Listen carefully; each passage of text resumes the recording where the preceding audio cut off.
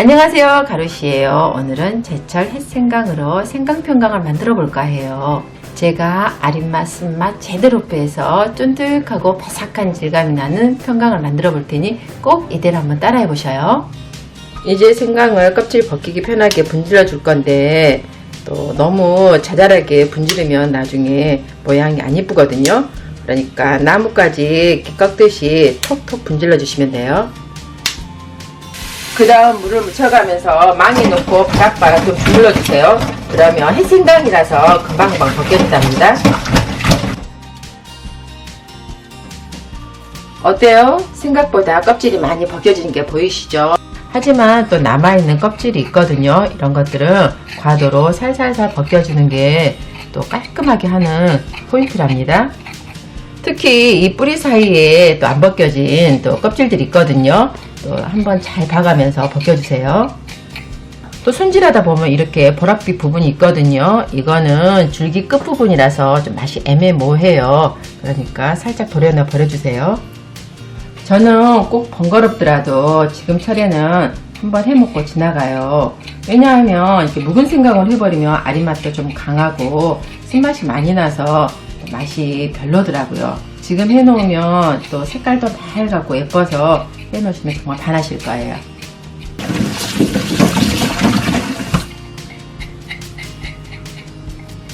이렇게 깔끔하게 손질해주면 다 된 거랍니다. 그 다음 형태를 잡아서 얇게 썰어주는 게 중요해요. 제가 예전에 한번 좀 귀찮아서 좀 두껍게 썰었더니 얄팍하면서 쫀득한 느낌이 안 살더라고요. 그러니 체이칼로 썬다는 느낌으로 아주 얇게 썰어주세요.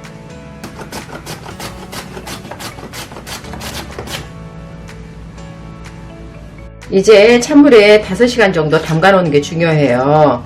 제가 예전에 시간별로 담가 봤는데 좀 작게 담그니까 아린맛과 쓴맛이 안 빠져서 생강 편강을 해놔도 손이 잘 안 가더라고요. 근데 또 이게 햇생강 말고 묵은 생강으로 하실 분들은 더 많이 시간을 늘리셔야 돼요. 뭐 7, 8시간 아니면 이렇게 하룻밤을 담가 놓는다든가 그 정도로 해주셔야 돼. 쓴맛이 많이 제거되더라고요. 어때요? 지금 5시간 지난 건데 색감도 이렇게 이쁘게 살아나고 이 뿌옇고 전분기가 많이 나왔죠?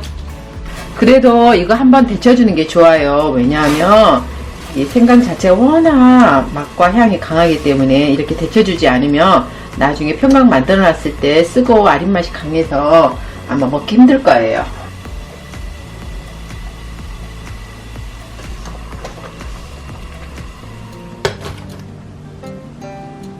이제 냄비에 생강과 설탕을 넣고 중생불에서 살짝 끓여주세요.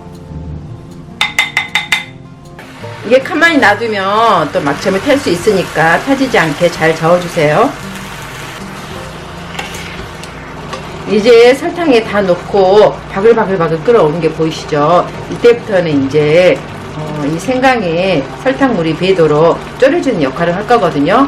그러니까 중불에서 또 다 쫄 때까지 끓여주세요. 겨우 설탕과 생강만 넣어서 나중에 어떻게 결정처가 달라붙을까 고민이 되실 건데 나중에 보시면 정말 놀랍게도 이 생강이 있는 것들이 쫙 펴지면서 결정체가 다다다닥 달라붙은 게 너무 신기하고 재밌어요. 그러니 걱정하지 말고 느긋하게 절여주세요.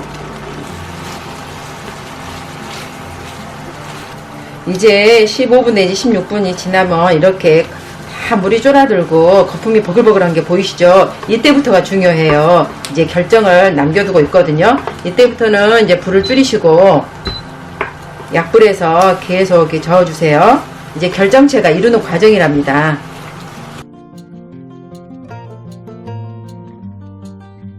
이제 2분 정도 지났는데 떡져있던 게 풀어지면서 하나하나 이제 결정체가 되는 게 보이시죠? 여기까지 하시면서 정말 반신반의 하셨을 거예요. 지금부터는 그 얇은 그 생강에 설탕 결정체들이 하나하나 다닥다닥 붙으면서 쫙쫙 펴지는 걸 보실 거예요. 정말 저도 신기하더라고요.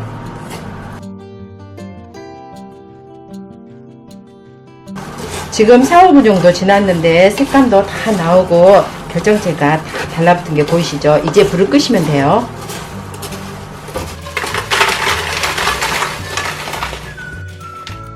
이렇게 완성된 평강은 넓은 그릇에 한번 식혀준 다음 유리병에 보관해서 조금씩 꺼내서 드시면 된답니다.